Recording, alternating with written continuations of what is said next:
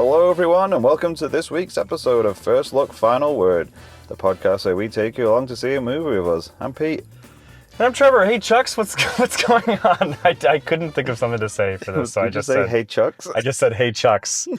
Today we're gonna go see The Life of Chuck. One for the British listeners. In You're right, really Chuck. have to explain that to me then. You're right, Chuck.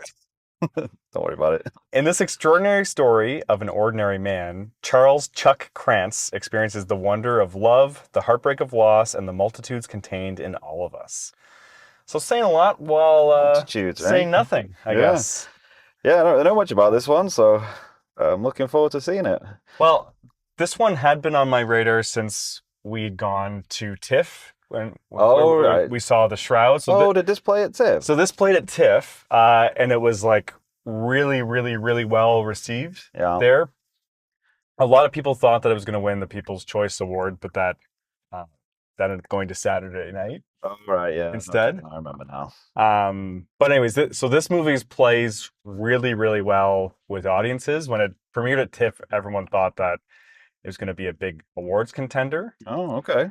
Then for whatever reason, and I don't know, I don't know the production history behind this movie, but Neon decided to sit on it for a bit. Yeah, it kind of is, because when did it shoot? Like 2023? 2023, yeah. That's crazy. Premiered at TIFF last September, but then didn't go out for the award season push or anything like that.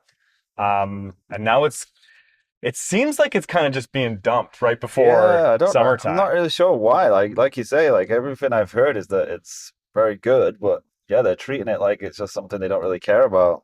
I don't know, maybe they just weren't expecting it to make anything, so they didn't think that it was worth putting anything into it. I don't think it's not got a huge budget or anything, right? So they're probably just whatever, which seems odd. I don't think it has a small budget either, but I don't know what the exact. I thought I read that it was pretty small.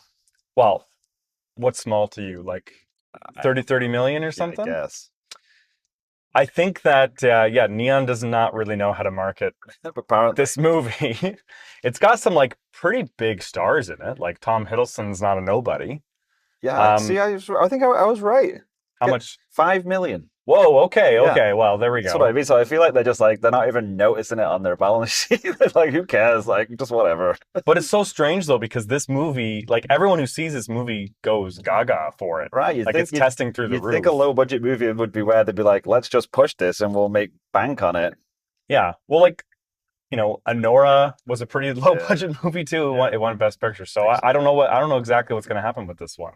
Who knows? But yeah, it doesn't seem. Maybe it'll pick up speed, and word of mouth will get it going. But I don't know. It doesn't seem like that's going to be the case. No. But anyway, I guess we should talk about it. It's based off a Stephen King thing, right? It's based off a Stephen King novellas. Short story or novella. I'm not sure, but I haven't read this one. Have you read The Life of Chuck? No, I haven't read any of them. But I know he puts out a book with 5 or 6 little stories in it, so I've not read any of them that this was in. No. I've not read Stephen King for a while, to be honest. I used to really be into him, but I kind of just, I don't know why, I just kind of stopped reading his new stuff. It just seemed like it was too much of it, I think, at a certain point. Well, check out our episode on The Shining, where we go a bit deep into our more King aficionado. But I forgot we'd done that, to be fair. I read 11. What is it? 11/22/63. Trying to remember the exact date, but that's the I don't know. That's the one, the John F. Kennedy assassination. The guy travels back in time. That's I haven't read that one. Pretty recent, as in it's 2011. Yeah, he's probably written 4 books since then. Oh, he's written way more than 4 books. I guarantee you, since 2011. Yeah, I thought you said 21 for a minute though. Oh no, yeah. But yeah, I used to read him a lot, and then kind of dropped off. Right. Yeah. But I'm a fan of his, though. I mean, especially these little sort of stories where he's just I've got a really good idea. There's a nugget of idea that might be unfilmable. Yeah. Yeah, not worth getting into a whole novel's worth of maybe. But yeah, but the director's Mike Flanagan. Did you want to talk about the Flaniverse? Sure. Yeah, because you haven't watched anything, right? No. Yeah, I think we talked about this, but yeah, I've not really seen anything that he's done. His TV stuff or his movies, which is not too crazy because I'm not a big horror guy. And he's a bit of a horror guy usually. Oh right? He's pretty hardcore. But I did want to see. I think we talked about this on our Shine episode, but I never saw Doctor Sleep. And I really do. Yeah. I really do want to see that because I hear good things, and I think mostly from you. Actually, you really liked it, didn't you? Well, yeah, this will be his third Right. Yeah. his third feature in a row that he's adapting from a Stephen King What was the other book. one? Gerald's Game, which I just watched last Oh, night. did you read that? No, I never read it before. Before I decided to put it on, I didn't even know it was a King So story. you were doing some pre-work last night, were you? Well, because I'm such a big fan. Are you a completist now? Then So I literally just have seen 2 of his feature films, and all but one of his Netflix shows. I heard Midnight Mass was really good. Midnight Mass is like a masterpiece. Like it's I'm not going around to watch it. It's really, really good. And like, what is it? The Haunting of Hill House is also really good. Kind of fumbles in the end, but still like very, very solid. And the one he did last year is The Fall of the House of Usher. Oh yes, I mean you like that, right? You really like that, didn't you? Yeah, and it has like this one has Mark Hamill in it. So yeah, but a pretty big supporting role from what I gather. Yeah. So, anyways, I'm a big fan of his the miniseries that he puts out. Right. And Yeah. I saw Doctor Sleep back when it came out. Yeah. Now, really like Gerald's Game, so I'd recommend that a lot. It's Well, kind of like a chamber film. It takes place in a bedroom. Oh, okay. It's the premise is like a woman is like handcuffed to a bedpost by her husband, Okay. and then the husband dies of a heart attack, and so Wow. she's stuck there. Like the whole film basically takes place in that situation. Like Saw then. It's not like Saw, I guess, in that way. Spoilers, she cuts her arm off at the end. I'm not going to say one way or the other. Maybe this will be the movie then that turns me on and turns me on to Flanagan, and I just go back and watch everything. Well, and this is not a horror. Too. No, So exactly. Like it's a bit more of a good entry point for me. Yeah, but like Flanagan is a master at adapting things. Right. And like obviously King trusts him. Like this is the third work in a row he's doing where he's expanding on stories, but in a way that's respectful. Right. Not unlike Stanley Kubrick for doing The Shining. Because he had a writing credit on this as well, didn't he? Stephen King? Well, no, Flanagan. Oh yeah. He Does he always write? Yeah, he always writes everything. Okay, cool. Well, And like he usually edits his stuff too. I don't know if he edited this one, but oh really? He's one of those guys. he's one of those guys. Overachievers. But then also like every single production has like he has like 6 or 7 actors who show up in everything that he does. Oh yeah. Like he's like supporting. He has like a whole family basically he's supporting. I love that stuff though. When someone comes through and then they just like use their friends in every movie and do all the work themselves. Like there's been a few people that have come through like that, and I can get behind that. Right? James Gunn is a little bit like that. Yeah, it like definitely is. It's usually the independent guys. He has his guys. Well, like you want to take care of your guys, and Exactly, 2, like you know that this person can do this thing, right? Yeah, Whereas like if you go with someone else, it's maybe a question mark. Well, plus like if you enjoy working with someone and they're really good at their craft, like why wouldn't you just bring them back? That's kind of what I think. Like you're on set with these people all day for months at a time. You can't make the argument where it's like stop putting your brother and your wife and everything. We won't get into that.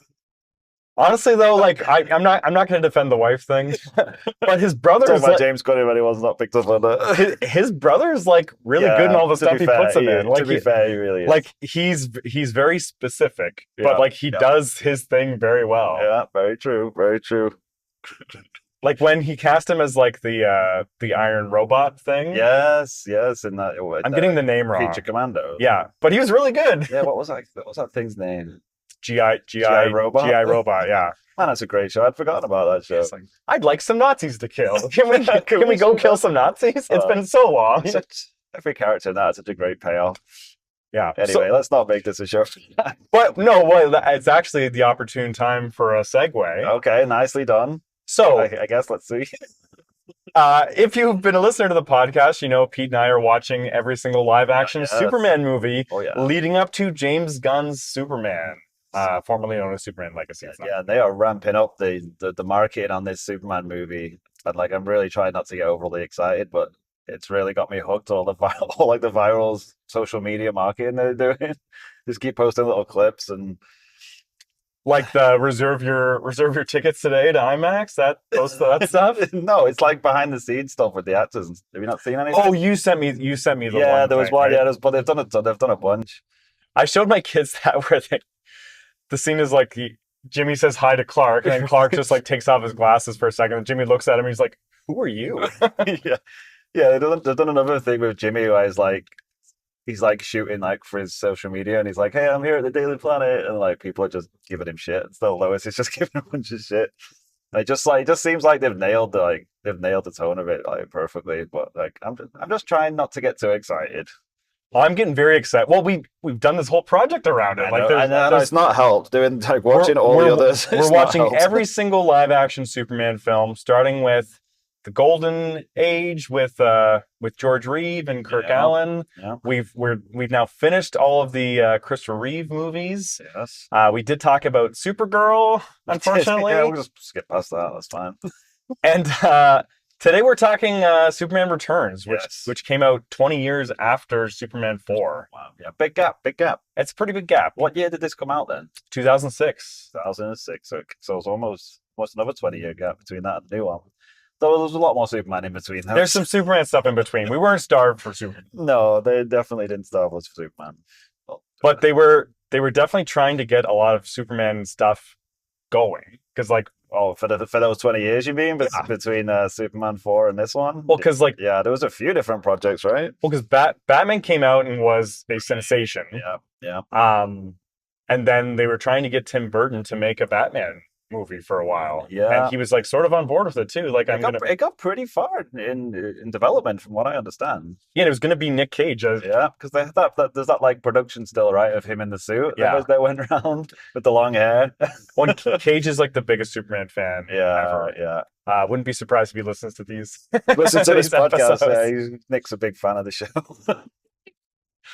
No, but it's interesting. I find it quite interesting that it did take so long, and there were so many different, like, pretty like wild and like out there pitches for different Superman. I mean, you mentioned that one, but like I think J.J. Abrams had one and almost spun up, and then like Brett Ratner was attached at one point. I think a bunch of different people. We're lucky we didn't get the J.J. Abrams one. That definitely. But it's funny because then what they came up with was kind of a pseudo sequel to the Chris Reeves movies, or at least the first two. Yeah, like, is this the first like retcon thing? Yeah. Well, like I can't think of another example because I was watching it just today. Yeah. And this movie famously, it takes Superman and Superman 2 as canon, then ignores 3 and 4. Right. And that's like I guess it wouldn't be the first because this is like a very common thing that they do in horror movies all the time. Yeah, they do it a lot in horror. That's true. And we're going to do it with Alien, right? Was it Neil Blomkamp that was going to do that movie that just totally ignored everything after the second one? Yeah. No, I listened to the audio play. Oh, really? About that. Yeah, I would have loved to see that. But yeah, it's on. I don't mean to do an ad for Audible, but it's on Audible. Hey, might keep doing it. They might sponsor us. This episode's brought to you by Audible. Please. I think they have to pay us now that I said. Basically, right? Yeah, I just keep saying it. But anyways, it is a very interesting take on that whole thing. I've got some Audible credits, so I might have to check that one out. So this is kind of starting with, let's give our audience not only homework to do, but they have to mentally block out which movies to ignore and which not to ignore. Honestly, like we can get into it a little bit, but I went into it sort of understanding that it ignores 3 and 4, but as I was watching it, I was kind of like, why does it need to? No, but yeah, a little bit of that, but also I was like, I feel like it's ignoring a lot of 1 and 2 as well, because I feel like some of the characters, it wasn't like it was a direct sequel to 2. It didn't feel that way. It was like some of the stuff that happens, like when Lex ends up at the Fortress of Solitude, and it's like he's sort of acting like he's been there before, but then also acting surprised when things happen that he's already seen happen, and it's like he didn't know how to get there, and it's like, so did it happen? Did you go there already in 2 or not? Like, I'm confused. Well, yeah, I don't know what the main decision behind it was to just make this like sort of a sequel, but like, did they want to just use Marlon Brando on there? Like, is that literally it? Honestly, I think a bit of it was like, this Brandon Routh guy looks a bit like Christopher Reeves. It could very well be that, because like he was an unknown when they cast him in this. I'm pretty sure. Yeah, and like I kept reading from like reviews I was looking at about how much everyone's like, yeah, this guy looks just like Christopher Reeve. I do not think he looks that much like Christopher Reeve. Like, what's going on? Yeah, I was a bit like that and I had the memory of this movie, and I had a memory of him like just doing like a pitch perfect Chris Reeves, like Superman and Clark Kent in this movie, and like looked just like him. I sounded like him, acted like him, and I was watching it, I was like, not really. No, like he's doing a great job, but like he doesn't look that much like him. I mean, it's okay. Well, what you said, we're gonna have a bit of a disagreement. Okay. Over which bit? I do not think he did a good job. You didn't think he did a good job? I don't think any actor in this movie did a good job. Well, I can tell you one thing, and I know exactly where you're coming from, and I kind of agree, but I think that is not a fault of the performances. I think that's a fault of the movie. Well, when every single actor is bad, it's definitely a fault of the movie. Yeah. But like no one stood out, No. and I'm including Brandon in there, and I'm sorry, I know he's a listener to the podcast, but like I didn't really like him as Superman. Like, I maybe give him like a 6.5 out of 10 because he does look the part. Yeah. I think his Clark Kent is disastrous. Like, I think it's not good at all. Oh wow. Because Chris Reeve sells you that he is an alien successfully pretending to be a dorky human, and like you forget sometimes, like he seems like such a freaking dork and a klutz, like an aw shucks Boy Scout. Yeah. Brandon, sorry, how do you say his last name? I say Ralph. Okay. I don't know if that's right. Brandon that's what I'm Ralph. going with. He just seems like he's a fucking jock who put on some glasses and was like, I'm going to impress like this nerdy chick because I'm going to put on these glasses now. At no point did I buy it at all. Whereas like Christopher Reeve, you watch him and like you are just astounded at the transformation between those two sides of the character. I mean, he's obviously nowhere near as good as Chris Reeves. I think I'm also a bit colored by because he was cast in DC's Legends of Tomorrow. I think he was in Supergirl as well as not a Superman, as somebody else. But like he played that dorky science guy. That was the character he was playing, and he was so good at it. So I kind of could see it a little bit in his Clark Kent. Maybe he got better. But that's what I'm saying. I think it's just like the movie just didn't let him get into it enough. Well, he has no arc in this movie at all. It doesn't make a lot of sense. This movie, like what is this movie about? It's about about deadbeat dads. It's about Lex Luthor like experimenting with stem cells, basically. Yeah, it was. Yeah, the whole thing is a bit weird. Like James Marsden is like a cuck for some reason. Yes, that was really weird. And like Superman's just like creeping on his ex-girlfriend, using his X-ray vision to watch her new family. He's stuck into a little boy's bedroom. Like I know it's his son. Like I was watching the last bit with my daughter who came into the room, and then she's just like, "Oh, that's Superman's son. That's so sweet." I'm like, "They've met one time. Like you can't do that." Yeah, his other dad's just like nowhere to be seen now. They just wrote him out of the movie. Yeah, poor guy. And like James Marsden, like in back-to-back X-Men and Superman, he's just getting totally shit on. The super charismatic but no sex appeal, steady boyfriend / husband. He does get a bad rap, doesn't he? Poor guy. He was good in the movie, though. I thought he was fine. But like I was saying earlier, like in an early episode, how it's hard to not do a good Perry White. But like this one, like Frank Langella, how do you say his name? Langella. Yeah. Who is like a very good actor and like a well-respected character actor who is invisible in this role. Like everyone's sleepwalking. Well, I read about that, and they said that they purposely told him to play it super low-key because they didn't want it to be too J. Jonah Jameson because Spider-Man was so popular. Okay. And they were like, don't be big and loud like J. Jonah Jameson. We need to be our own thing. So just be like really like chill and like the opposite of the character. Well, okay, he's the opposite of J. Jonah Jameson. That's what they told him to do. That's what I mean. That's why he did it. Like he could have done that amazingly well, but nope. Like even like Kevin Spacey, I remember being really good in this movie, and like he seems to be sleepwalking too sometimes. Like, is this just me, or do you feel the same way? Well, that's what I mean, and I think it's just the way the movie is because I really liked Spacey's performance actually, but I know exactly what you mean because the whole movie is just so dour and just so like. It's so low energy and so like seemingly low stakes. It's just like people just seem bored to be in it, and it really bugged me because I was looking at it, I was like, you got so many great actors in this, and you've got not the best plot, but there's something you could use.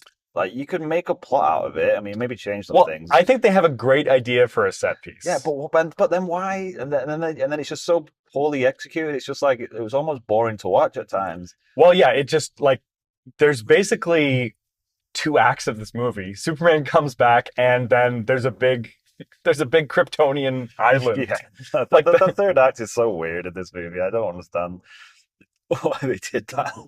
It's like, oh, these crystals, they could just make a giant island. It's like you're just gonna live on this like weird floating like crystal island. Like, what are you gonna do? What are you gonna do here, like, man? What are you gonna eat? Like, what's going on? It's like, oh, we'll have all this cool alien technology. It's like, will you though? Because you're not really showing us that. I used to really like this finale. Yeah, I used to really like it. See, I remembered not liking. I remembered liking this movie, but not really liking the finale, and really liking the airplane scene. I really dug the airplane scene. The airplane scene is okay, but that's because it's like the only action scene in the movie. It's pretty much the only action scene in the movie. Like it's like Superman gets like shot point blank range a lot. That is the coolest bit when he stops that heist, and he's like, for some reason, the robbers have a mounted minigun on the roof, which seems like a really bad plan, and they just nail him, and then he shoots him in the eye. That was shooting the best. In the eye that was the best thing in the movie. Was worth it. Yeah. But this movie was made at like maybe my least favorite era of all time. Oh, the CG is a little ropey in this. It's really bad, but like Superman, when you see him in the light, he has CG hair for some reason. Really? Like it's got this gloss. Like when he steps out of the airplane. Right. Yeah. There was a lot of shots that were weird composite and definitely and like touch-ups. the suit looks like it's like mostly being touched up with CG. Yeah. And like the cape flapping and stuff. I wouldn't be surprised if the cape was. It just looks like a cartoon, and like this era from like 2001 to 2006 or whatever is like looks so bad when you look back on it. It was very video game cutscene-y. It is, yeah. All of the Superman stuff in this. And like, to your point, like, even the unnecessary bits where it's like, why did you need to CG that? Because it's just him stood there. Like, can't you just shoot that? Like, what's going on? Well, it's just in the era where studios realize that, oh, if we kind of make this all CG, then we can have more control of it in post-production, right? So exactly, we can kind of take some power away from the people on set of the day. And like all to the detriment of the movie, because I think this movie does not look very good. I don't think it's aged well at all. No, it definitely hasn't. And it's weird because I remembered quite liking this movie, even though it wasn't super exciting. But so I was kind of excited to go back and watch it now that now we've done such a big rewatch. I was like, oh, maybe I'll like really appreciate like what they're doing and all stuff. And I watched it, and I was just a bit like, this just seems like a huge missed opportunity. Like it took them so long to make this, and this is what they came up with. Yeah, it just seemed really like wasteful, really, and they kind of just killed that whole Superman, the whole Superman movie universe for a little bit. Well, because basically it didn't even double its budget. No, they had like a huge budget for the time. It's like $200 million. So like it was the most expensive movie ever made at the time. That's insane. Yeah, for a movie that had like 2 set pieces in it. Yeah, there was no action in the Superman movie. It's crazy, and it was two and a half hours long. Yeah, it was too long. I really didn't. And nothing happened in this movie. That's why I mean, like, there's so many, like, there's such missed opportunities because, like, they have Lois have a new family and a kid, and then they kind of string you along with the, oh, is it Superman's kid or isn't it, without really letting you know, and then they reveal it by him like throwing a piano at someone, and like, oh, I guess that is Superman's kid, and then it's like, well, maybe we'll just leave that and not really take that anywhere from here, and it's like. Well, a scene shortly after that one happened, their whole family is drowning, and Lois does not say, hey, can you get us out of here? I think she did, though. She's like, can you help with the door? And then he's just like, no. Oh, did you? Okay, I must have missed that. Because I was like, yeah, like, but then it just like cuts again, and she's just trying to do it. I'm like, yeah, like, why isn't he just pulling the door off? I guess he doesn't understand his powers or whatever.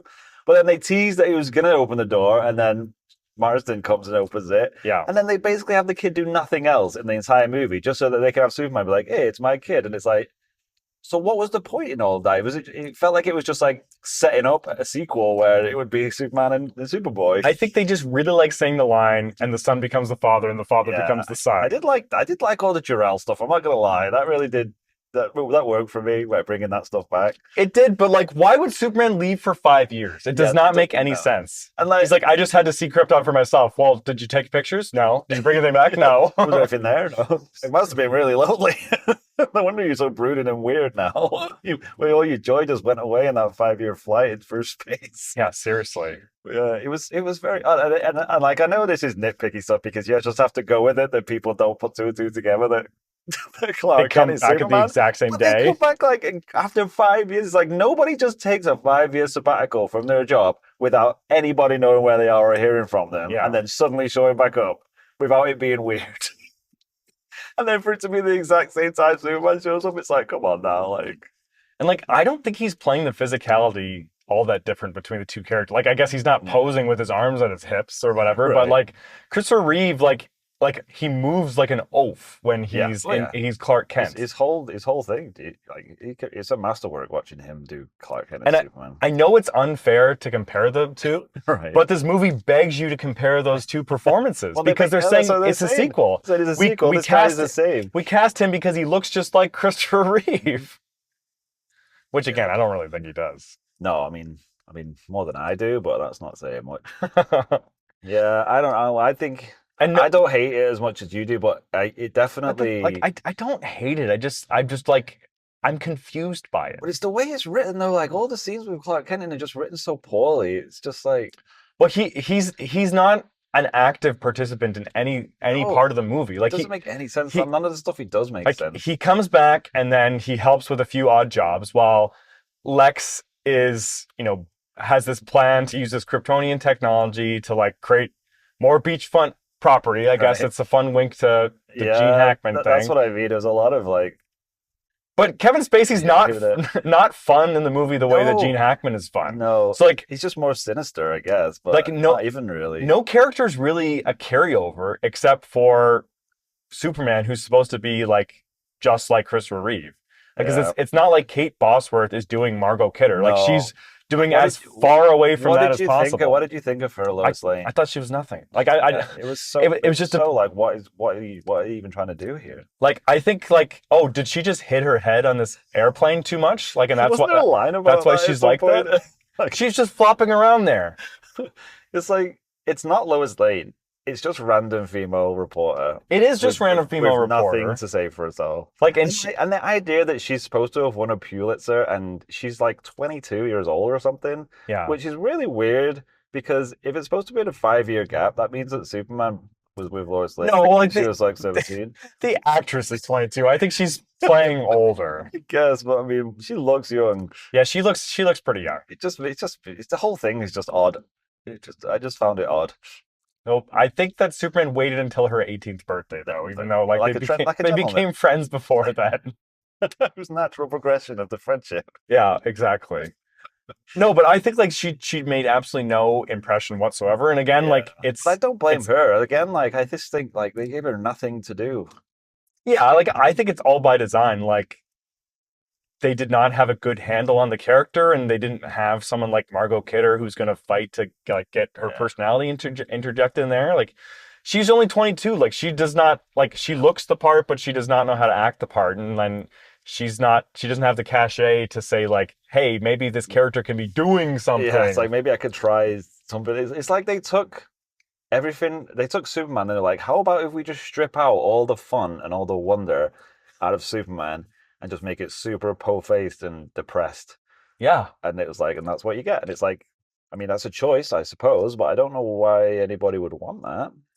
It's got pretty good reviews at the time too, which I guess like people were being like okay with it because I liked it too. I mean, especially like if you compare it to Superman 4, I mean, it's technically a better movie than Superman 4, but it doesn't have any. It didn't have a high bar. It doesn't have any charm to it. No, it definitely didn't. Well, I mean, it got okay reviews, but nobody was excited about it because they had whole plans to do sequels and have a whole new franchise with this. Yeah, well, like some of the reviews I saw were like, yeah, this is very respectful of the Christopher Reeve thing. Like that's what I mean. I almost felt like it maybe needed to be done to sort of be like, hey, like everyone's saying they want more of that. This is what we can do, but it's probably time to do something different. Yeah, which they did eventually.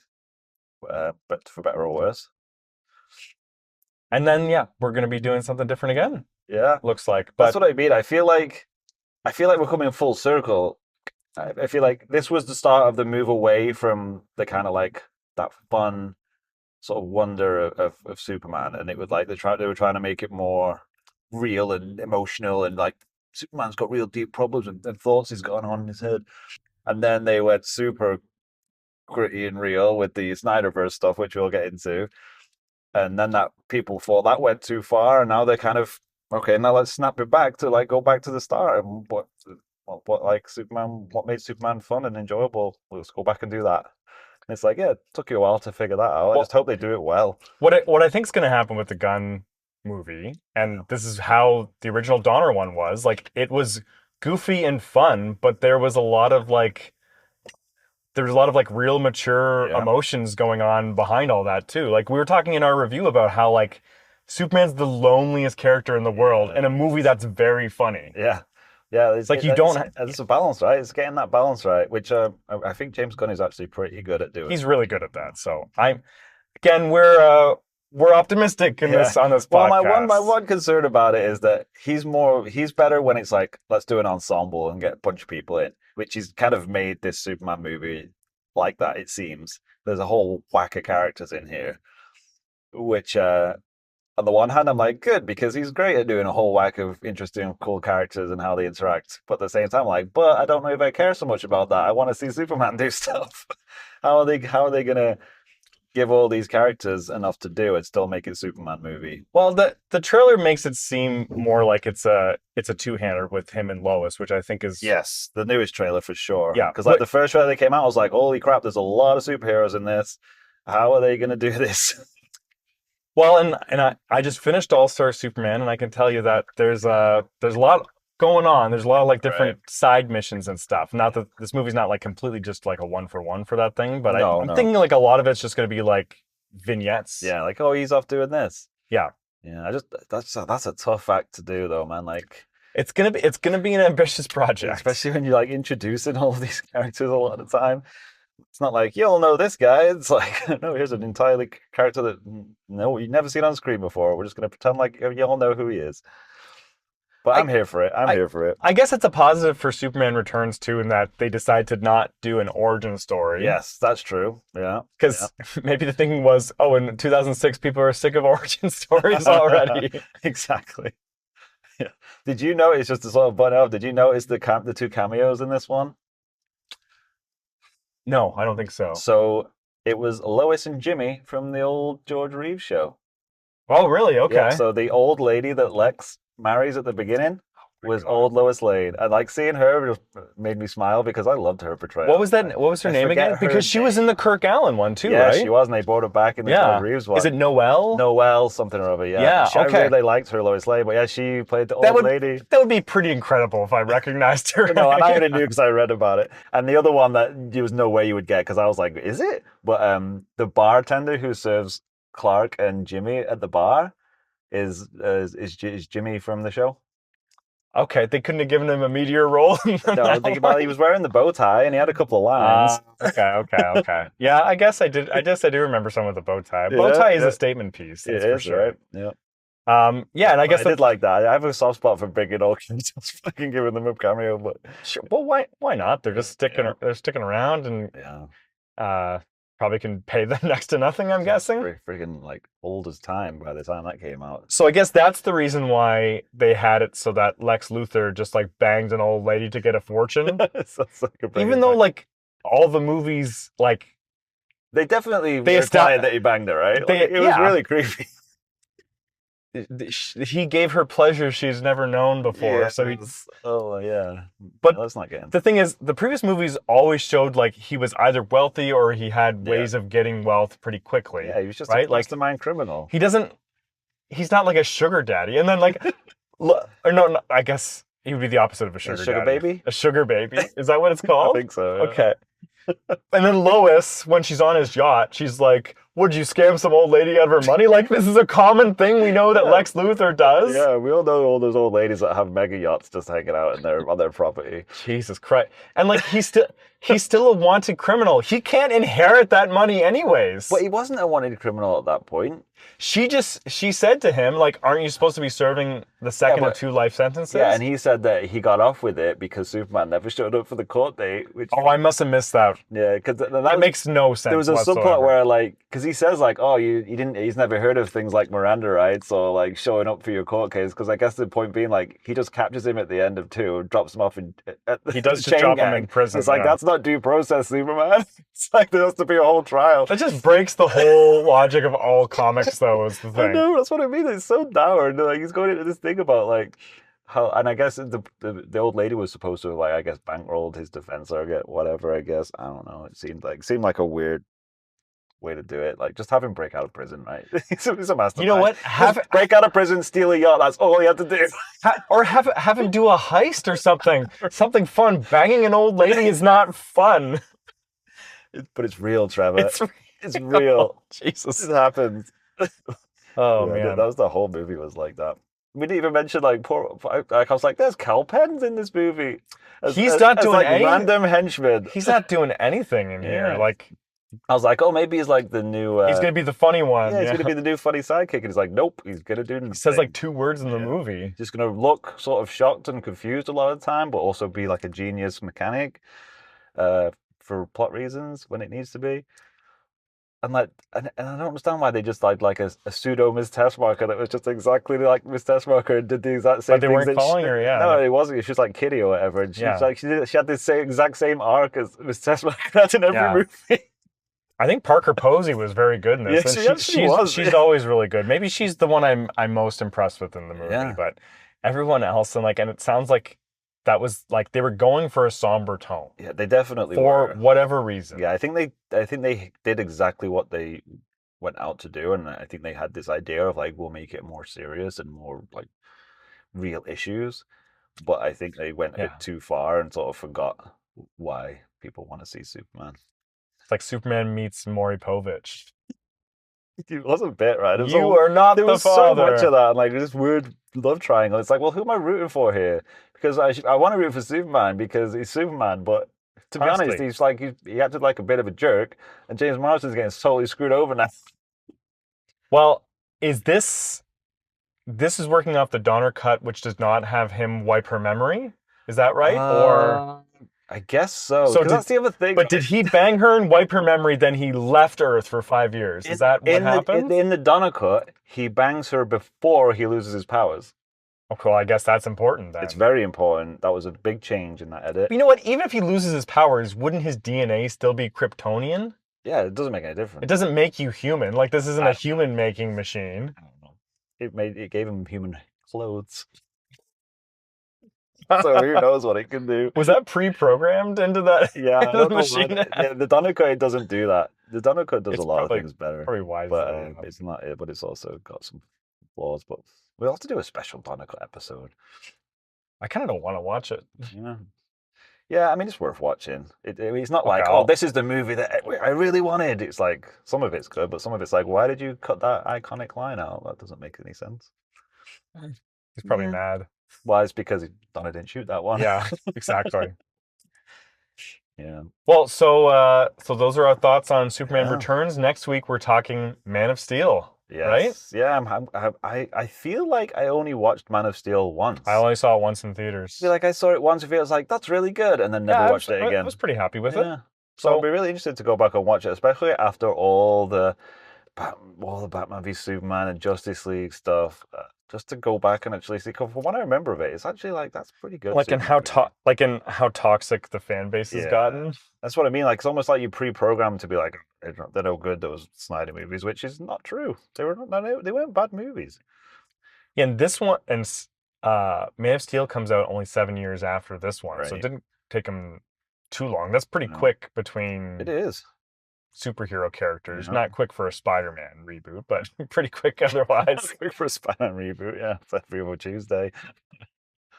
All right, well, so Tune in next week. We'll be talking Man of Steel. But right now, Pete and I just arrived at the theater to see Life of Chuck. If you're new to the podcast, we're going to go and watch the movie and come right back, give you our immediate spoiler-free reactions before giving you warning before heading into spoiler talk. Yeah, we need to bring the P report back. We've not done a P report for a while. That's true. Yeah, I feel like just because you got a bladder of steel these days. I guess so. Yeah, it seems like it. How long is this one? I keep. I think it's like 2 hours. Yeah. Let me just check. Yeah, because I think maybe we've just been seeing shorter movies and we've just been holding it. Well, we did see Mission Impossible. But That's true. But you gotta hold it through that. This is 1 hour 50 minutes. Okay, that's not too bad. Not too bad.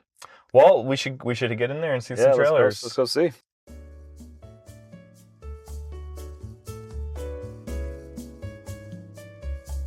Welcome back, everyone. We're on the road.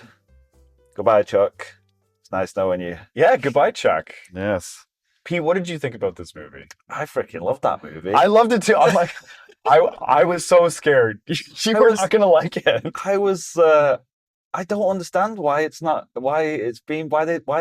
screwed the pooch so badly on it. I feel like it's one of the best movies I've seen for a while. And it's like, it has like a feel good element to it. It really does. Now, like it does have like this overwhelming sadness. It does, and it is very. It's very unique in its structure and some of its themes and stuff. So I can understand you're not going to get it's not going to be widely beloved or anything. Like I think some people are probably going to. People are going to be perplexed by it. Yeah.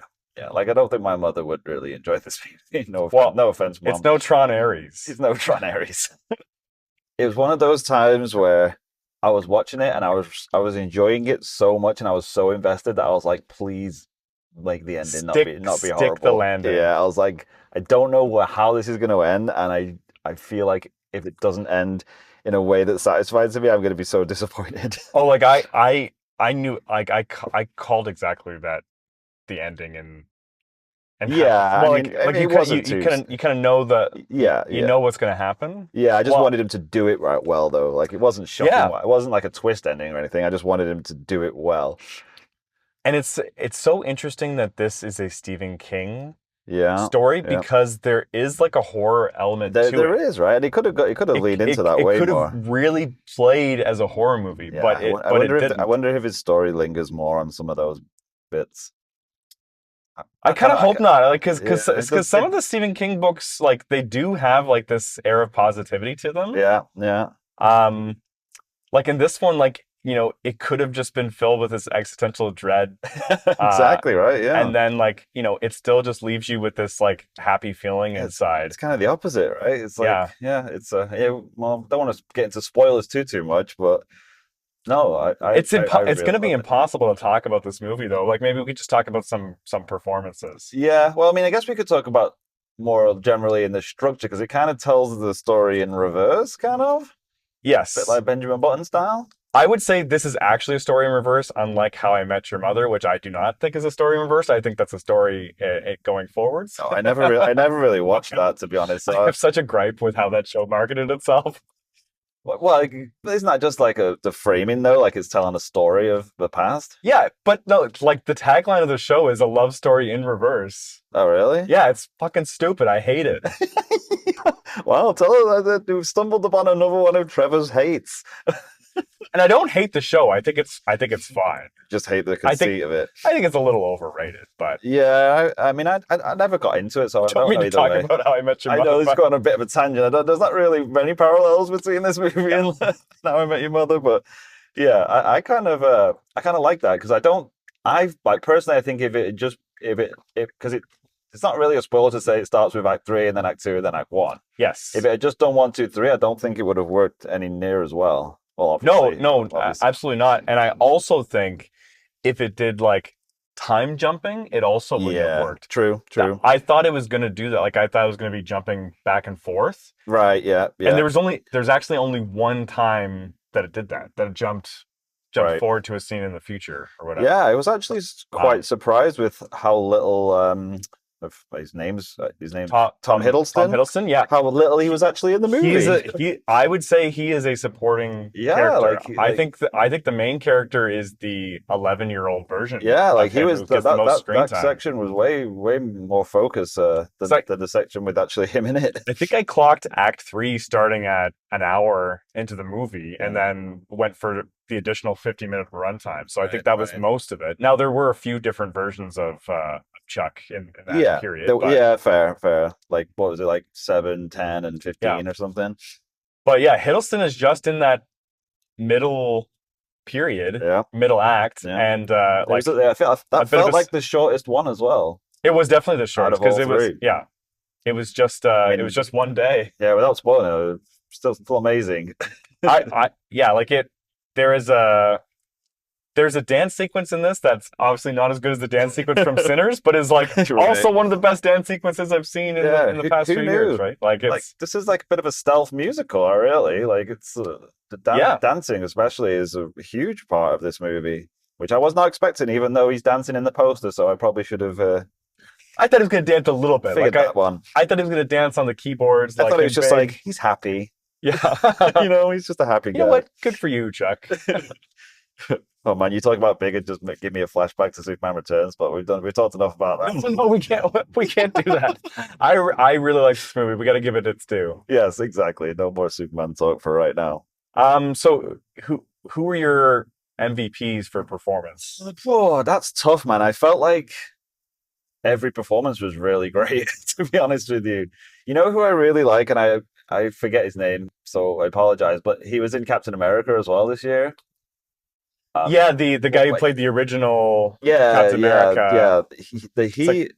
I loved him in the Captain America movie and in the Falcon and the Winter Soldier show, but I loved him in this as well, and he wasn't in it a lot, but I don't know why. I just love the performances he gives. There are a lot of lines in this movie that echo later on that provides like more context and more meaning. And it does that so well. It really is like a miracle of a little movie. Like the fact that this cost $5 million is really blowing my mind. Crazy. Like when it first started, I was a bit like, "Oh, you can see where they've made this a bit cheaper." Yeah, but then other than that, I think it just didn't. I didn't notice it at all. You can certainly see where they made some smart economic choices. But this movie doesn't feel big, but that also kind of fits into the theme. Oh, it really does. It really does. But yeah, so that actor. I think that like Captain America movies are the only thing I really know. Yeah, I don't know him from much either, but he has a great way of delivering lines that are memorable. Right, yeah. It's like the voice and I loved his performance because he's this funeral director who's saying about how like we're not really responsible for climate change, right. But like it doesn't come off as conspiracy theorist-y. Right, like he actually is like selling it. Like I just want to listen to that guy and just agree with anything he's saying like forever. Well, that would be like when I'm in that walk, I'd be like, oh, this is going to be a long walk with this guy. Yeah, right. It's like I'm going to keep on walking. It's like when it's like, I guess I don't want to get into nitty-gritty details, but like, yeah, I just want to hang out with him all night. It took me a while to clock Mark Hamill. Like honestly, because you reminded me of somebody. At first, I was like, "Oh, it looks like somebody else," but then as soon as he starts talking, I'm like, "Oh, that's definitely Mark." Yeah, he almost looked like Mark, what the heck's his name? Shoot, the name just disappeared. There was some like from Big Lebowski, Sam Elliott. Yeah, a little bit. Like the big mustache. Yeah, he's got the big mustache. I can't pinpoint who I was thinking of when I saw him, but yeah, it's like definitely not your typical Mark Hamill performance. But he was really good in it too, actually. And he was in a whole whack of it. He's a great, like he might be the second lead of the movie. Like he probably had more screen time than Tom Hiddleston. Definitely. And he's good. Like he gives this monologue that like it goes from hopeful to devastating, and it turns so so subtly but so like harshly. It's really well done. Like it honestly, it's just like I can't get into it because I don't want to spoil it. I don't want to spoil it. He flip flops between like loving grandpa to like grumpy old man, like so well, and like I loved all the performances in this though. I was hoping for more Karen Gillan. I do like Karen Gillan. Karen Gillan? I don't know. You know what I mean? Yeah.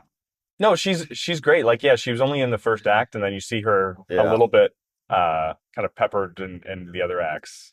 I yeah, it's hard to not spoil stuff, but that first act I thought did such a great job of just being like a bit of a head fuck, and you're not really sure what's going on, and it doesn't really explain anything, but it leaves a bunch of little seeds, Yeah. and then they all pay off later on, and then the resolution to that whole story just works so well. Because I was a little bit worried, where I was like, are these just going to be like three little, like, are they just going to hop between different vignettes, and like the first story was just a story, and the middle story is a story, but the way it all pulls together and all like has deeper meaning when you go and look back at it. Like I love stuff like that, where it's like it peppers stuff in, and then later Yeah. on it pays off in spades. Like such good storytelling. I think like the you know what? I'm not going to do this. I'm going to Yeah. I mean, go we might just have to go move see into spoilers sooner than go later. go see Life of Chuck and like go to see it in theaters. It's not going to make a lot of money, but No, definitely drive somewhere that's showing it, because it might not be showing at your local theater. like I think this is for sure a passion project, and like um want them to at least like recoup the $5 million that they spent on Well, I this. think I saw that it's made like 2.5 in its opening weekend, Okay. which Well, is not too bad. But I mean, it's well, not shown anywhere, so that might be as much as it's going to make. I guess like times three, maybe it'll get to 7.5 or Yeah, something. I mean that'd be nice, but Or you know what? Maybe word of mouth can leg it out, but like there were not a lot of theaters playing it near us at no, all. and there wasn't a lot It's of like people in our show. one yeah, like that's like the worst cinema that you can like get put in, basically. Yeah, the smallest screen was there. I think there was only like there was less than 10 people in there. The last movie I saw there was Thelma. So Oh, like really? I have a good history with that room. Right? I was gonna say that's a great movie too. It's like I see great movies there that no one's interested in seeing, I guess. Yeah, which is a shame, right? Like this is the kind of movie that, like, for me personally, it's like this is why I love going to see movies. Like And like stuff like this is being just like, surprised yeah, too. being surprised and seeing something new and done really well in that medium. I just like that's why I want to be going out to see movies, but nobody else seems to really feel that way. So there's no explosions in it or anything. So I guess we won't be seeing much of that anymore. One, I really gotta applaud Mike Flanagan for not making this a miniseries, because All right, he's a this could miniseries guy, right? this could be a 9 episode miniseries and it be would have been amazing. it would have been an amazing miniseries, Right? But like the three act structure demands that it's a movie. That's very true as well. It's perfect for that, isn't it? But like you could stretch out that first segment so it's 3 episodes, right? Oh, the, easily. the middle segment, like I don't know, maybe you can Yeah, maybe you can get one That might episode. be a bottle episode. And then obviously the stuff as a kid, like that could be 5 or 6 Oh episodes. yeah, for sure. And there's so much like lore in there that they did Yeah, not yeah. explore at all. Very true. Yeah. And just like trusted the audience to be smart enough to get it. Yeah, we didn't really touch on it too much, but I thought the kid actor, like we said, that he's in most of it. I thought he was really good. Yeah, they did a great job with the casting of all the kids in this. Yeah, and like legit like looked a bit like Tom Hiddleston as well. It Which was is great. fair enough. They didn't have, you don't have to type people that look like each other, but they legit did.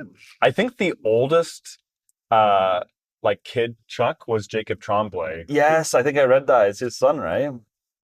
Is his son? Sorry, who was it? Jacob Tremblay is the kid from Room. Like Oh, you know what? It's I just talking about somebody. I think the youngest kid, when he was a little kid, I think that's Like when I think that's Flanagan's kid. oh, interesting.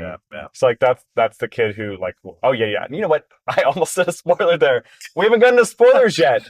Everybody, follow let's follow just the jump ahead. podcast. Give us 5 stars. Email us at firstlookfinalwordpod@gmail.com. Tell us that you like the sound of our voice. Yeah, well, you know, if you could really just like, if you enjoy listening to us, and just tell one of your friends. Word of mouth is really great. Tell the friend you like. Reach, Tell the friend you like the most. yeah, we want to reach more of the like-minded people. So Yeah, exactly. yeah, tell someone you know to give us a whirl. And go see Life of Chuck. Yes, What- please do. We're gonna go into spoilers now. Yes, let's do it.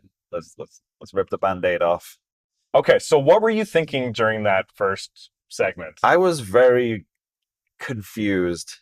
Like I didn't really know where it was going. I was enjoying the story. I thought it was really well done and like scarily quite believable of how like of the way the world would end. It's Yeah. just like everything just going to shit really quickly, and how everybody was just at that point where it was just like nobody was like the guy even said like we're in the Matthew Lillard, yeah, in he a just shows great up, performance. right? It was great. I know like 3 guys who have that exact vibe that Matthew Lillard had. That's what I mean. It was so eerily believable. Where it's just like everyone's just kind of like accepted it. Everyone gets it. Like we and know where everyone this was is just going. like, "What the fuck's the point? I'm just going to give up on my job. I'm just going to run off and try and find my first love, just because there's no point in doing anything else." And it was just so like people just walking down the street looking like they're marching to death, just like dropping their bag on the floor. Like, what's the point? Yeah, it was so grim, and but like also like weirdly hopeful in some places. It was really odd, and like them getting back together at the end and just sitting down together. It was like, but all the stuff with Chuck, I was a bit like, what is happening? It was like so much. With the skywriting and the freaking appearing in the windows at the end, I was like, what is happening? Because it goes from like a very realistic depiction of what the end of the world would look like not like a bang, but with kind of like a yawn. Yeah, it's just like everyone's slowly realizing that shit's all, there's no coming back from this, and the internet's gone, and then the freaking speech about like Pornhub going. Wasn't that was Malkian? And there's so many good people just popping up. Guillermo showing up for an afternoon. Right, that was hilarious. Just like, I know this guy. But like you can work on a Mike Flanagan set for like 2 hours. I guess so. Why wouldn't right? you do it? Just jump in the movie. But yeah, when they kept saying like, "Thanks for 39 years, Chuck," or whatever, then I started. Nobody knew who he was. I started put like we are in some kind of false reality. Right. And then when they were talking about the Sagan calendar thing, which I'd heard about that before, like it's such an interesting thought experiment. I thought it was so interesting. I'd never heard that before. And so then I thought, clearly this is related to this guy who is 39 and dying, and we're thinking about like the universe is a calendar, but maybe also the universe is the 39 years of this guy's life, just as like an approximation or whatever. Okay. And then I like the movie's not like entirely about this, but it is still focusing a lot on climate change in that first act. Yeah, it is for sure. And like making it both like personal and like universal. Right. Yeah. So it's just a very interesting way to frame that whole thing. Yeah. I was a bit like, I didn't have a clue what was going on, but I loved that. Because there was so many little things that like they dropped little hints about all the different things in that was coming up, like with the locked door and like this and that, and like he seems to like because he doesn't live in that same house, but he has that same like exactly. Right? What do you call that? I can't remember what they called it. The witch's hat, like an attic or something, right? Yeah. And then that bit and like the heart monitor beeping and stuff like that. It was all just like dropping seeds. But yeah, I was just like, I have no idea what's going on. But like, I can't wait to find out what this is all means. and then it felt like when it moved to the middle one, it was like a whole different movie, and I was like, this is crazy. But still vibing with this movie, like, and it's just like a guy dancing to a drum beat. I was like, this is so good, but that one totally different. Like, because I thought I kind of had a handle on what the movie was going to do. And then it just threw you for a... It just kind of goes to like, the most transcendent experience of this guy's life. Yeah, right? Basically. Yeah, it was amazing. And so what do you think the reason is that he stopped to dance? That's a great question. I don't really know. I don't know. I think maybe in that moment, like his head was hurting, and so then he was making the connection, like maybe just on a subliminal. Oh, you think he was like, he knows it's coming? I think he knew it was coming, like not even consciously, but subconsciously. Right, yeah, because didn't Nick Offerman, as the narrator, say that he had no idea at that point? Yeah, but maybe it's unreliable narrator. I don't know. You gotta get Nick Offerman to do your narration, though. He's kind of popping off lately. He is, right? I think he's getting pulled into everything.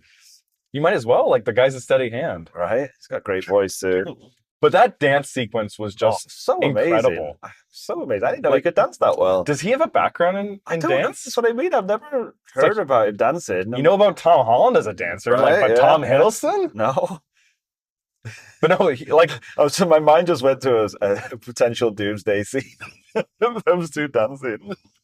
It would be a wasted opportunity if they don't do it. The Avengers just have a big dance off. Yeah. I mean, they already did it in Guardians, I suppose, but yeah, like I guess that's true. Yeah, So I'm not the real always goes back to James Gunn. Exactly.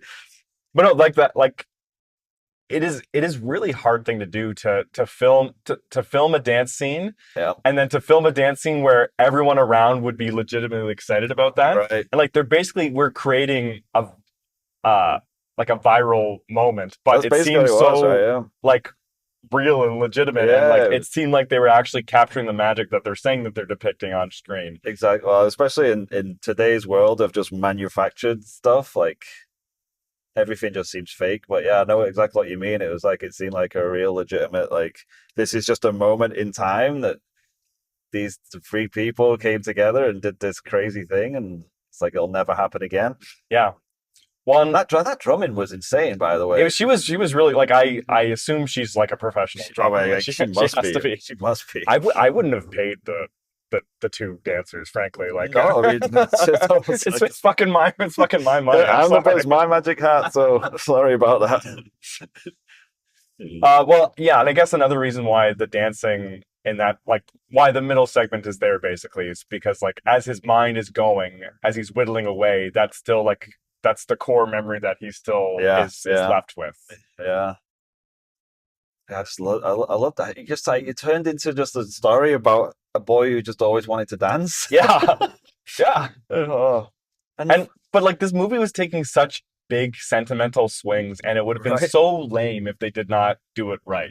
That's what I mean, because like that guy's life, that was brutal. Like when he jumps to that third act, it's like, yeah, so his mom and his dad and his unborn sister died in a car crash. Yeah. And you're like, holy shit. And it's like, then his grandma suddenly dies, and you're like, oh my word. But it wasn't overbearing like the way they did it. It was like, they just, it was sad for a while, but then they found the joy again. And it's like, I guess that's life, right? And then he found dancing with his grandma. Like, it's actually really sweet. Well, and the stuff with his grandma was like honestly so heartwarming. Yeah, it really was. But then he has that scene with his grandpa, and his grandpa has the absolute best intentions. Yeah. But he's saying like, everything's math, like the universe is just one beautiful equation and math is art. Yeah. But then math will also tell you that you're never going to make money as a dancer and you need to be an accountant. That was such a good such a good twist. Where it's like, oh yeah, he's like really selling him on being an accountant, and then he's just like, oh, by the way, I'm going to crush your dreams now, and you're like, whoa, okay. I guess that's what it was leading up to. But that speech from him gives the second segment so much meaning, right? Exactly, because he's just a fucking accountant and he's not happy. No, and he's like, you could, because that's why the structure of it works so well, because when they drop stuff like that, you know what that means, because you've seen where his life goes. Yeah, and so like he's not even just dancing there to remember his grandma. He's dancing there because he's regretting the life that he didn't live. Well, that's exactly. And he's just capturing that for like one moment in time. Yeah. Oh, such a good movie. Yeah, and like I didn't cry in this movie, and like I'm wondering why not, because like there's so many movies that could have got you. And especially like I'm a sucker for like sons and not fathers in this case, father figures, sons and father figures, and like him as a 10-year-old, like my kid is almost 10, and like I kept seeing a lot of similarities, like just looking at this young boy and like struggling with stuff, and I was just like, to your point, like it should have been a blubbery mess, but it wasn't really going for that. I don't think it wasn't going for the easy. No, like, it wasn't going for the easy. I'm going to get you in the feels. Yeah, like that's a good point. Like that's what I mean. It was like almost joyous. It was like it gave you some joy. I'm gonna like hover around sadness, but then through that sadness, like just take these leaps into joy. Like that when the kid's just like dancing by himself in the football field, looking at the stars. It's like that is like the best feeling anyone could ever have. What that kid is experiencing. Yeah. Well, like I know I've had moments like that. Like I can't pinpoint what those were, but I know what that feeling is. It's all right. You can tell us all, Trevor. We know that you like to dance in football fields when you were a kid. Yeah. I can't dance like that kid, I'll tell you that. Right, man, that's what I mean. Like they must have just obviously gone and hired a really great dancer, but he was did a really good performance too. And they were like, but there is also like still realistic dancing for a kid. Exactly. Like it wasn't like insane. It wasn't the best dancing kid in the world. It was just a kid who was very, very, very good. They were also impressed that he figured out how to do the moonwalk all by himself. Yeah. That was like a big part of the movie. Yeah, they all took a beat and watched him do it. Yeah, they all learned how to do it. Yep. Then they pulled it off in the big dance at the end. So Mark Hamill, what was it was like Bubby or something, or is that was Yeah, the grandma like maybe, or Zaza. Zaza? Yeah. Yeah, I can't remember. So we kind of get like we get the impression that he's seeing like the future visions Yeah. of people dying in the attic, right? Like, Yeah, yeah. I think that like they made it pretty clear, but without like banging you over the head with it. Exactly. When he's drunk and he's telling him the story, I think that was a really well done scene as well. Well, I love how, Nick Offerman jumps on for a second and he's like, some intuition about him said, don't talk, just let this guy. Yeah, that was really good, really well done. But you kind of know, like, the attic, if you go up there, you can see visions of death. Yeah. Kind of just a stand-in for, as humans, we are all aware of our own mortality. Yeah. And it's like, the whole time that he's going to go in there and he's going to see himself dying. Well, like, at least, yeah, I mean, yeah, you knew that was where it was going. But the fact that he takes that and says, like, I don't care that I know that I'm going to die. I'm going to just go and live my life to the fullest. It's a really great juxtaposition between the start of the movie when everyone knows they're going to die and they're all just like, I'm going to go and run off and like nothing matters or anything like that. Like that could have been your reaction to seeing your own death, and you're going to die fairly young. It could be like, well, nothing matters anymore. I'm just going to go off and do whatever the fuck I want. I'm going to go be a dancer or whatever. But he's like, no, I'm just going to say I'm going to ignore that and I'm going to live my life. Which I don't know, and I feel like you need some strong character to be able to do that. If I saw myself dead at 40, I'd probably just be a bit of a mess for the rest of my life. But it was a kind of a blessing in that, like, he looked older as he was dying, right? So he's like, well, I could be like maybe 50, maybe 60 there. So there was a bit of ambiguity there. Yeah. Like how old is Tom Hiddleston? Because he's got to be. I think he's over 50. Yeah, because I was a bit like, man, there's no way he's 39. I'm feeling old now, man. If Tom Hiddleston's passing at 39, like I feel like I'm an old man. There's no way he's younger than you. I know. I was a bit depressed for a minute there. I was like, oh, he's 39 years old now. Is he? I think Thor was like 2009. Yeah. Thanks, Trevor. You made me feel better. Yeah, no problem, man. I bet you if he's not 50, he's pretty close. Yeah, he's got to be, right? But I mean, he can pass as 39. Well, he's got boyish face. He's a Hollywood actor, right? I will say, like, he's got a great accent in this movie. Yeah, that's true. He does. Although, like, I guess he only had to do it for a few scenes. A lot of British people in this movie, I just realized. Yeah, Karen Gillan, she's British. Oh yeah, that's right. And her husband. Yeah, I'm never gonna get his name right, so I'm not gonna try. But he's British too. I love him. So yeah, a lot of people from the MCU. Yeah, I was gonna say actually, they're both in the MCU. Yeah. Holy shit, there's lots of them actually. Well, and there's a lot of Mike Flanagan regulars in there. Like, Hamill's in a few things, and then Flanagan's wife was the dance instructor. No, it was the English teacher. That's his wife. Oh, okay. Kate Siegel, I believe her name is. The dance instructor is also a regular. Like, she's in almost everything. Yeah, I kind of recognized, but I didn't know where from. Obviously not a Mike Flanagan thing because I've never seen any of them. I'm definitely gonna go back and start watching all his movies now. I'm a fan. Pete, you're gonna have a great time. Yeah, I'm not expecting to not. I would say start with Midnight Mass. Like, I think it's his kind of most accessible in a way. What's that on? Netflix. Is that a Netflix thing? Okay. Yeah. And now, he and Netflix have broken up now. But oh yeah, they had a deal, right? Okay. Yeah, I think he has a new deal with Prime, but nothing's come out yet. Okay.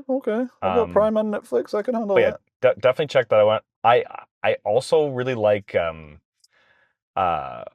Midnight Club. Oh yeah. It's about these so Midnight Mass and Midnight Club. Yeah. Wow. It's a mini series. Like, it was supposed to be 2 seasons, but they only got 1 season. Okay. Kind of unfortunate, but it's about these. Was it left unfinished? I can't stand things that are left unfinished. It was left unfinished, but I would still recommend you go see it. Like, I struggle with that. But it's these terminally ill kids who are like, great! I'll give it. You're really selling it. These terminally ill kids who, like, they're living in this, like, basically like hospice / support center together. Okay. And they all get together at midnight to tell each other ghost stories, basically. So every episode has, like, it's like, Are You Afraid of the Dark? It sort of is like Are You Afraid of the Dark? But, like, it's hitting a lot of the same, like, tones and feelings of this movie. Okay. Like, it's like this sad optimism, right, like sadness that death's coming, but optimism that, like, you got to live a great life, kind of thing. Like, it's still, like, it breaks my heart that it did not get a second season because It does sound. would have been one of the best, I would say. Maybe I'll give that a go then. Well, start with Midnight Mass and Yeah, okay. I'll give you all the midnight stuff. yeah, do all the Midnights. What in Afraid of the Dark? In Are You Afraid of the Dark? Weren't they called like the Midnight Society? Yeah, yeah. Maybe that's where you get it. I think Midnight Club's based off of like a series. Society? No, I think it's based off of like a YA series Oh, okay. of books or whatever, and like all the stories they tell are like from those stories. I haven't read them, but like it's heralded as a very good adaptation, like a clever way to jam all that stuff together. Gotcha. All right. Mike Flanagan's the man, though. Yeah, like I'm gonna have to add all this to my list here. I've got a lot to watch apparently. Well, yeah, it's a lot of shows. Right? So Yeah, well, that's good. You can just watch an episode here and there. Doctor Sleep is like 3.5 hours long. It's surely gonna dig into my rewatch of Brooklyn for the 4th time.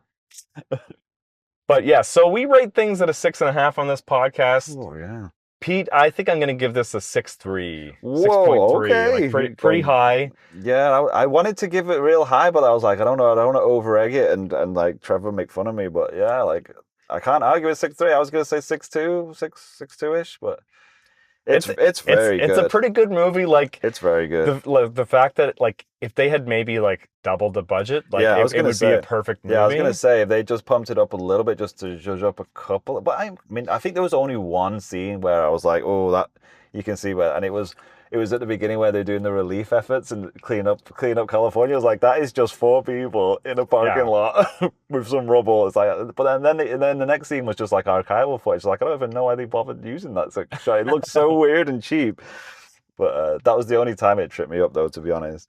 Where I'm just like, oh. Well, and yeah, I think it was clever for it to happen in like a suburban. Yeah. Not even a suburb. That was more just like a small town. Yeah, true. So getting a slice of life, like I think like seeing stuff in traffic, it just kind of felt a little tiny town. Yeah, a little bit. It was good the way they're like, oh, there's a giant sinkhole just over there off camera. Don't look at it because it's expensive. Exactly. In California, oh, there's a huge earthquake. Just look at this infographic on the news about it. The bank is just hanging over the side of the sinkhole. Yeah, it's like, oh, my house is about to fall off this cliff, but I'll just tell you about it here in the street. Good for them for like figuring out a way to do this on the cheap. Yeah, I really hope none of that really irked me at all. Like, yeah, I really hope this movie becomes profitable. And you know what? For the fact that it's only $5 million means that they can probably sell it to a streamer or something, right? Yeah, and then I'm sure it'll this is recoup its gonna, money yeah. there. And I'm sure it's going to get a cult following. Well, I hope that it gets enough attention for award season because I think like this, like people involved in this deserve their due for this. Like they really do, and they've been shafted. Let's not beat around the bush. Like if I worked on this movie, I'd be pissed with this release. Yeah, like this release sucks. And I know it's a difficult movie to market, right? But like they got to figure out something. Come on, it's jam packed with mega stars. Like half of them are in the freaking MCU. It can't be that hard to market. Just show Tom Hiddleston dancing, right? Man. Just show him That'll dancing. Pack it in. That's all. That'd get many people out. Like I didn't see any kind of like marketing for this movie at all. Like not seeing a trailer, not seeing a social media post about it. I've seen like a couple things on Reddit. That's it. I'm just like scrolling past, like seeing the poster of him, like just like dancing in the universe or whatever is on that poster. Yeah. But yeah, like if you've still listened all the way through and haven't seen it, go see it. Yeah, definitely do. That's all we need for this week, right? All we need. It's always great when we get a really good movie and we both agree on it. Yeah, it's nice. Hopefully we can do that again next week. What are we doing next week? Next week let's pimp it. Next week for our Superman series, we're talking Man of Steel, and then for Snyderverse. I guess it is the start of it. Start of the Snyderverse. Oh, this one really snuck up on me. It's 28 years later. Oh yes, I am excited for this one. This one I've seen a shit ton of marketing for. Yeah. I need to watch 28 Weeks Later. Yeah, I've never seen it. You've never seen it? No. I saw it when it first came out, but only once. So I think I'll do a rewatch this week. I love 28 Days Later. Love that movie. 28 Days Later is so good. So I'm excited about this, and I will be ready to talk the 28 verse. Yes, the 28/later asterisk, whatever. 28 blank later verse. 28 blank layers. Anyway, until then, until 28 blank layers, that's the final word.